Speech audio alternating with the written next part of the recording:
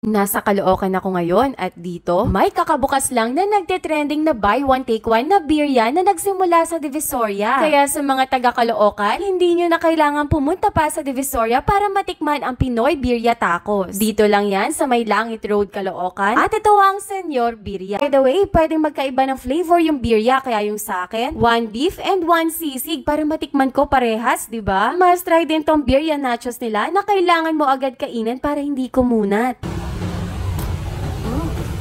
70 pesos lang to, pero grabe overload sa cheese and meat tsaka veg. Di pwede nachos sila, mura ha. Dito nipid.